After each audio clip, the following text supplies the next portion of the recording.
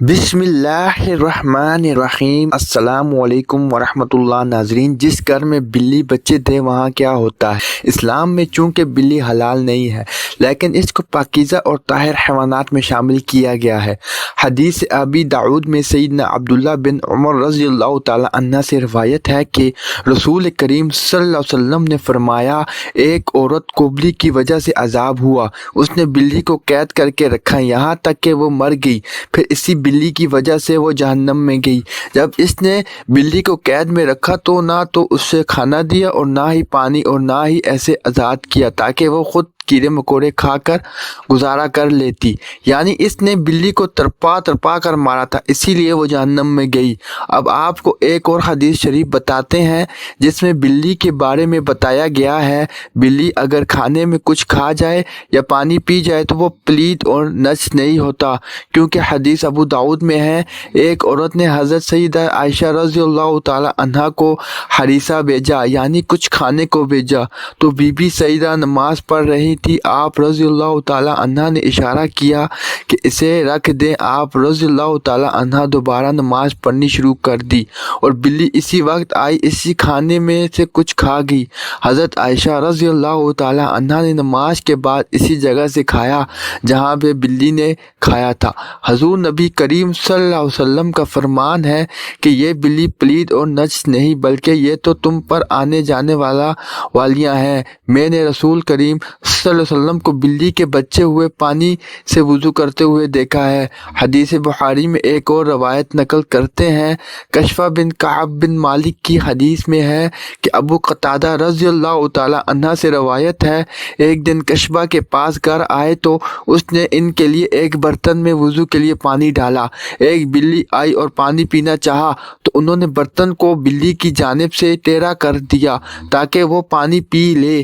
آپ رضی اللہ تعالی عنہ نے دیکھا کہ میں انہیں دیکھے جا رہی ہوں تو وہ کہنے لگے، میری بھتیجی، کیا تم اس سے تعجب کر رہی ہو؟ میں نے کہا جی ہاں۔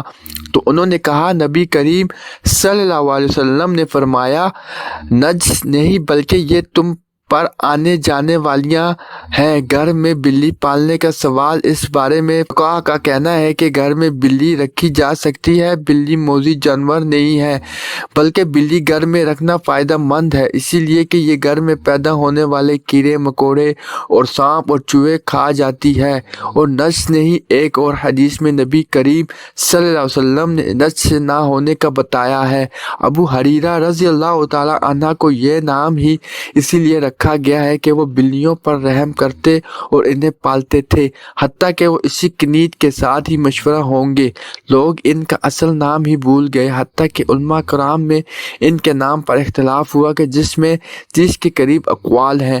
اگر ابو ہریرہ رضی اللہ تعالی عنہ جیسے جلیل القدر صحابی رسول اللہ صلی اللہ علیہ وسلم کا بلیاں پالنا ثابت ہے تو آپ صلی اللہ علیہ وسلم نے اس نجس نہیں کہا، تو اس سے یہ معلوم ہوا کہ گھر میں بلی پالنا جائز ہے۔ ماہرین کے مطابق بلیوں کو انسانی لمس بہت پسند ہوتا ہے، اس لیے پالتو بلی کو اپنے ساتھ بٹھایا اور سلایا جائے۔ بلی نہ صرف آپ کو خوش کر دے گی بلکہ آپ کو ڈپریشن سے بھی نجات دلائے گی، لہٰذا آپ بلی کو اپنا ڈپریشن کم کرنے کے لیے بھی پال سکتے ہیں۔ التامری اسی حوالے سے تحقیق کر رہے تھے کہ بلیاں اس دنیا میں کس طرح آئیں۔ سائنسی انداز کے مطابق انسان نے بلی کو 10,000 سال پہلے پالتو بنایا تھا اور بلی آج کے دور میں سب سے عام پالتو جانوروں میں سے ایک ہے۔ بلی کو پہلے شاید اسی لیے سدھارا گیا کہ یہ چوہے کھاتی تھی۔ اکثر اوقات جہاں اناج محفوظ کیا جاتا تھا وہاں انہیں پالا جاتا تھا، لیکن بعد ازاں ان کو انسان کے دوست اور پالتو جاندار کے طور پر بھی پالا جانے لگا۔ پالتو بلیوں کے جسم پر لمبے یا چھوٹے بال ہوتے ہیں جن کی بنیاد پر ان کی اقسام اور نسلوں کا تعین کیا جاتا ہے۔ آئیے مصری ماہر حیاتیات کی تحقیق کے مطابق جب حضرت نوح علیہ السلام کی کشتی میں ہر جانور کے جوڑے موجود تھے تو ان میں چوہے کی جوڑی بھی موجود تھی۔ چونکہ چوہے بچے زیادہ دیتے ہیں تو اسی طرح چوہوں کی تعداد بھی بڑھنے لگی۔ اسی طرح چوہوں کی خوراک میں اضافہ ہوا۔ غلہ تو ختم کر ہی دیا تھا، اب جو ہوئی کشتی کو بھی کترنا شروع کر دیا، جس کے بعد صورتحال گنبھیر ہوئی۔ صورتحال کے پیش نظر حضرت نوح علیہ السلام نے اللہ تبارک و تعالیٰ سے دعا کی، جس سے اللہ نے حضرت نوح کو شیر کے سر پر ہاتھ پھیرنے کا حکم دیا۔ ہاتھ پھیرتے ہی شیر چھینک بات پاتا ہے اور بلے اور بلی کی جوڑی پیدا ہوتی ہے۔ یہ جوڑی کشتی میں موجود تمام چوہوں کو کھا جاتی ہے۔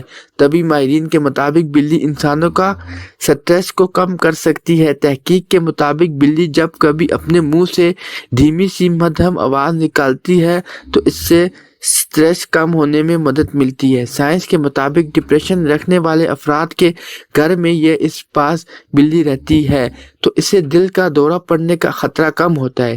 حیرت انگیز طور پر سائنس کے مطابق اگر نوزائیدہ بچے کو شروعاتی دنوں میں بلی کے قریب رکھا جائے، اس بچے کی قوت مدافعت اور صحت اچھی طرح بڑھتی ہے۔ بلی کے حمل کے دوران وہ اپنی صحت کا بہت اچھے سے خیال رکھتی ہے۔ جب اس بلی کے بچے پیدا ہوتے ہیں، ایک بلی اپنے بچوں کا بے حد خیال رکھتی ہے، اور جب بلی ماں بن جاتی ہے تو اپنے بچوں کی حفاظت اور ان کی تربیت کے لیے مشکل اور پیر خطر جگہوں کا انتخاب کرتی ہے۔ ایک وجہ یہ بھی ہے کہ بچوں کی اس طرح کی ٹریننگ ہو سکے، اور دوسری اہم وجہ یہ بھی ہے کہ بلی کو جب کبھی شک ہو جائے بچوں کی جان غیر محفوظ ہے، بلی فوراً جگہ بدل دیتی ہے۔ پھر چاہے 7 گھر ہوں یا 10 گھر، بلی جگہ بدلنے میں دیر نہیں لگاتی۔ بلی پالنا اور گھر میں رکھنا نحوست نہیں۔ اللہ رب العزت ہم تمام مسلمانوں کا حامی و ناصر ہو۔ جزاک اللہ الخیر کثیرہ۔ امید کرتا ہوں کہ آج کی ویڈیو آپ کو پسند آئی ہوگی۔ شکریہ۔